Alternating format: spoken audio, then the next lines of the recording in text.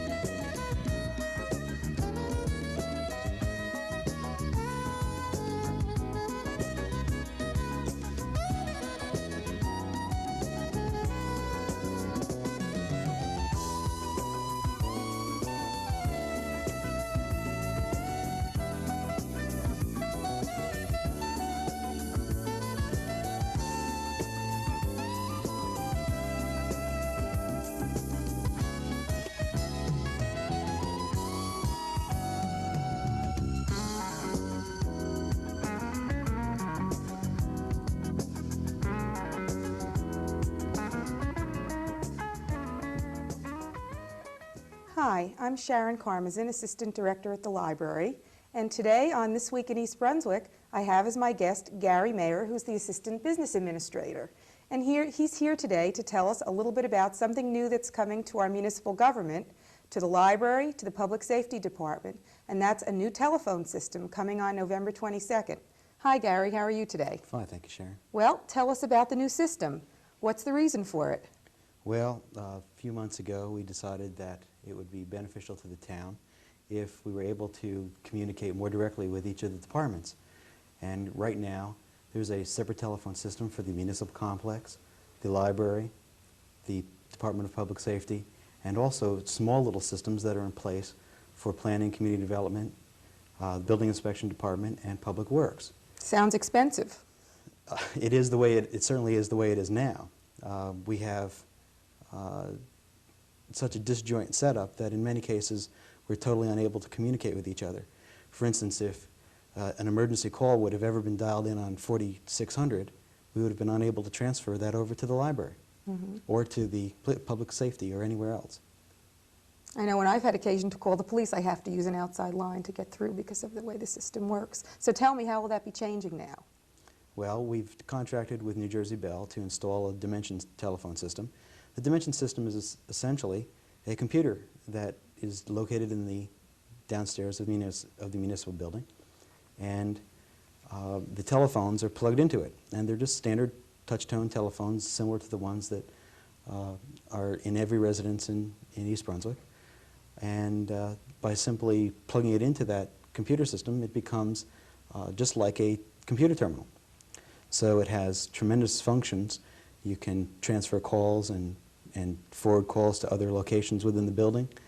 It allows you to have tremendous intercommunication for anywhere within the municipal building. Now, if we weren't telling people about this today, how would they know that there was a new system coming? Well, we will be doing some publicity next week to allow the folks to know what's going to happen.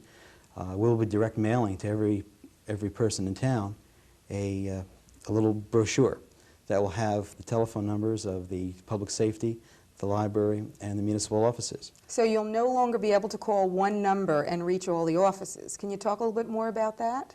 Yes, the feature that we've installed in the Dimension system is direct inward dialing, and it allows us to have a telephone number for each and every person that has a telephone on their desk. The real purpose of this is to allow the public and the people that we deal with on a vendor basis to have direct access to the person that most closely can handle their problem.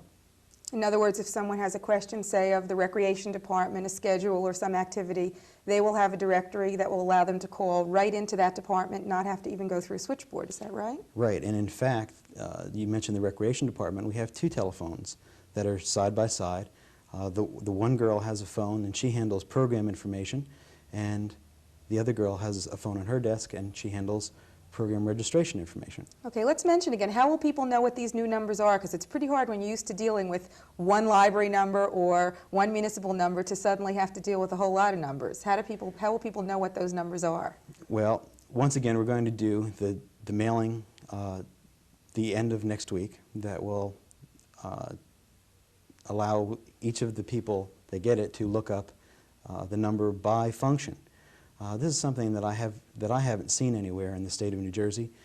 Most telephone directories, especially from municipalities, list the Department of Community Development, for instance.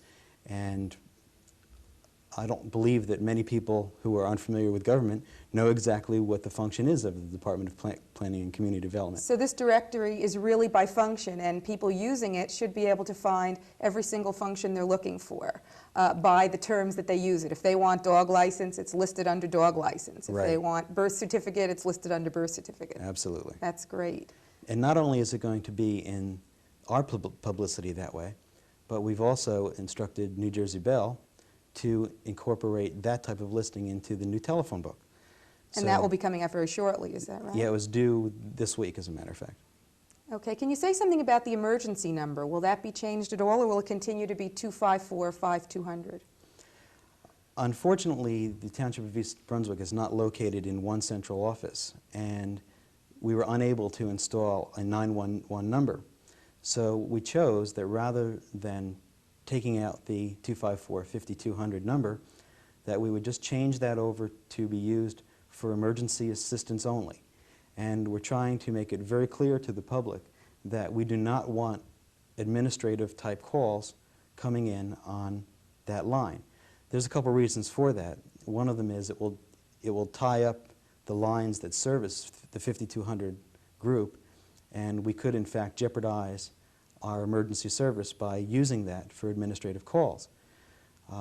Unfortunately, we were unable to get the 911, but I think that the 5200 is a reasonable alternative, considering that people already know that as the number that exists for East Brunswick Police. So people just have to remember to use that only for emergencies, Right. and refer to their directory or to information for the other numbers that are going to be coming. What's the date for changeover to the new system? Well, they'll be installing all of the equipment, and it should be ready to be turned on the evening of November 19th.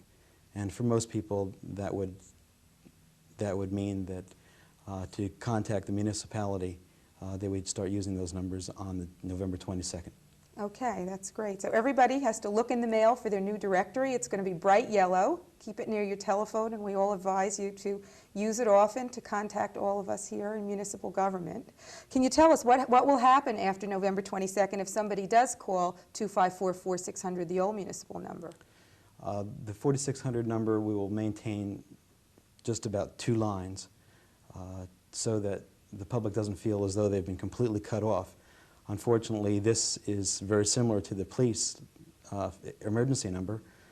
We are unable to process more than 2 calls on that line, on that 4600 number at any time, and they may start getting busy signals or recordings. After a couple of weeks, we will probably take those lines out and replace them with recordings as well. Okay, so then it's really even more important for people to begin getting into the habit of using those new numbers and getting to direct dial right into the department they're interested in communicating with. Gary, thanks very much for being with us. Again, this is Sharon Karmazin from the library saying goodbye for now.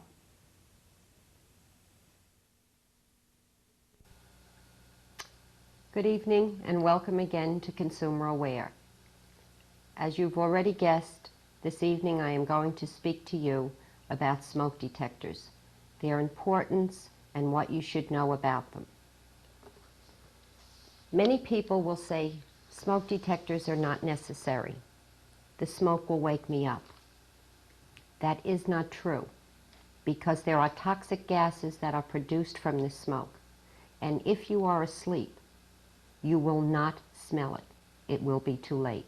If you were awake when the fire started, yes, you might be aware of it because you would suffer from dizziness, headaches, and even nausea. Do not rely or say to yourself, I have plenty of time to get out. I don't need a smoke detector. In fact, if the fire occurs in the evening when you are asleep, you do not have plenty of time to get out. Time is not on your side. Smoke detectors will not prevent fires, but they will increase your chances of survival. Study what types of smoke detectors you might be interested in purchasing. Two that we most frequently run into is the electric and the battery operated. Remember, when purchasing an electric smoke detector, think about the installation.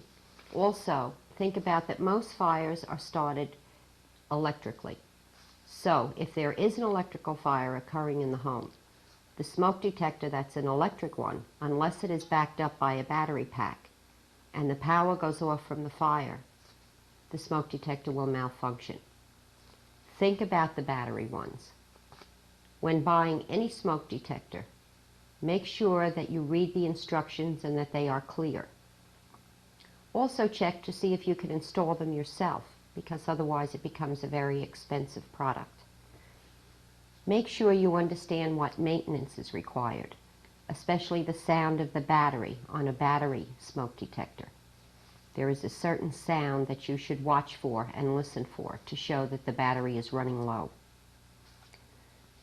If you have a family, include in your conversations and your discussions a plan if a fire does occur.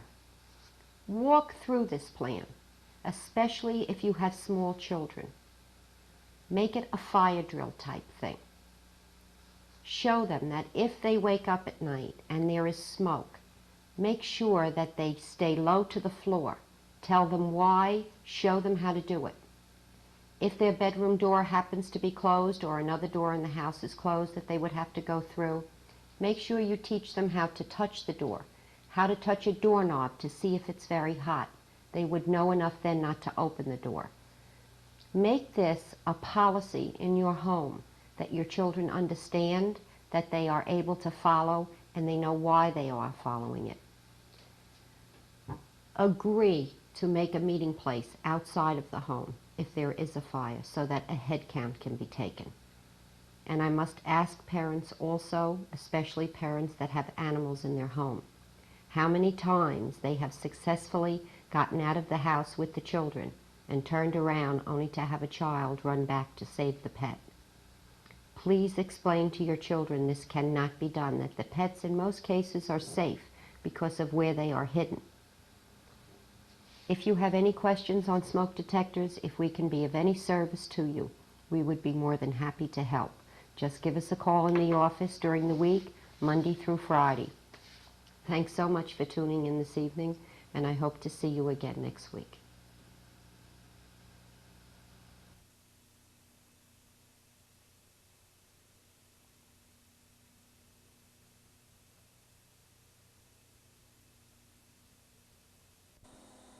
At this week's Township Council meeting, Sturer Communications presented their annual cable TV franchise report. New Jersey and Pennsylvania Area Manager Barbara Silkworth and Central New Jersey Area Manager Jonathan Jones delivered a brief report and answered questions from the Council and public.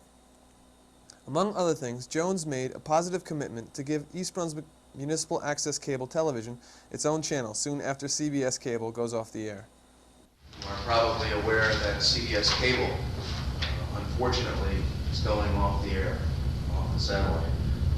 Its projections on advertising revenue were inflated, and has found that it is just not expedient to continue doing the business. The misfortune of those interested in cultural programming become the fortunes of those concerned with watching what is on Channel 8 here. We will place Madison Square Garden on Channel 17 as soon as is possible, hopefully when CBS goes off the air on December 17th, if not by that date, shortly thereafter, so that the dedicated channel for the municipality will be a reality well before the rebuild is completed. Never will a rebuild be done without a problem. It is my job to see to it that those problems, however, are minimized. How can they be minimized? By proper planning, by proper information to subscribers, by well-established lines of communication between the municipality and the company. We are going to be spending on the order of $3.5 million next year in East Brunswick. That sort of capital investment requires caution. Therefore, we will be cautious. We will first inform each and every subscriber via letter, via mail, that just what and when and how this rebuild will take place. I propose that we submit to you on a regular basis a schedule of how it's to be done, that doors be tagged prior to and subsequent to any rebuild activity of an underground nature where we would be disturbing any existing lawns, and use our own medium for information to prepare a tape explaining what a rebuild is about, what is involved with it, and hopefully even provide the updates in the video format, although I haven't really explored how we would go about doing that on a regular basis. We haven't been perfect in the past. There's no denying that there have been problems. These problems did not arise overnight or even over 1 month. They will not be solved overnight or in 1 month. But the reason I am here is to solve them. Thank you. Thank you, Mr. Chairman. I'd like to point out that we've heard this before. In fact, you've heard it more than once. That promises have been made to this municipality by Sturer. Those promises have not been kept. It takes 50% of the Consumer Affairs Office time just to handle the complaints they get on cable TV. They spend 100% of their time working on complaints they get on cable TV. The library has been trying for years to get what was owed to it through the franchise agreement, still has not received all it is supposed to have. So that my question to you is, why should we believe you now? The service is still there. I probably get more complaints about cable TV than I get about anything else in this town. Why should we believe you that the billing is going to be corrected, that service will improve, that reception will improve, that the library should get what we've been asking for years? What's different this time than it was last year and the year before? Okay, first, you mentioned that service has not improved. I beg to differ. The service call response time when I arrived, as I understand it, was 3 to 4 days. My understanding of it at present is 1 to 2. That is not where I would like it, but it is significantly better. Why should you believe me? I will establish my credibility quickly. Watch what happens with CBS Cable and the library channel. Watch what happens with service call response time. Later, during the public portion of the meeting, Library Director David Weil expressed his views. I think I'd like to start with addressing the question of why should we believe Sturer now when the past record has been less than we had desired.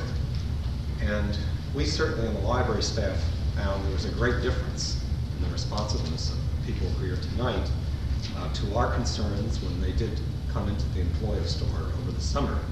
And they did meet with us and address seriously and substantively the concerns that we had raised over a number of years. And that meeting was not typical because we had not had any kind of discussion of the merits of our concerns with staff previously employed by Sturer, and needless to say, previously employed by the Middlesex Cable Division, which preceded Sturer.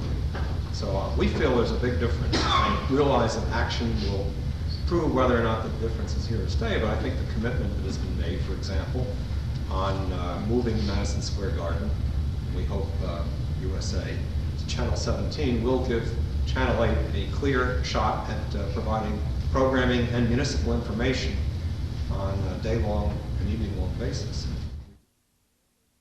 Councilman Jerome O'Connor summed up the council viewpoint. Pretty obvious that Mr. Jones and Mrs. Silkworth are taking the brunt of some of those things that perhaps may not have been within their control. And it's also clear that, at least to me it is, that we do not want to start off a relationship with Sturer on a sour note. We certainly don't want to do that. But it's also very clear that we've been burned before too many times. And it's also clear again that we don't want to be burned again. We want to protect the subscribers in East Brunswick.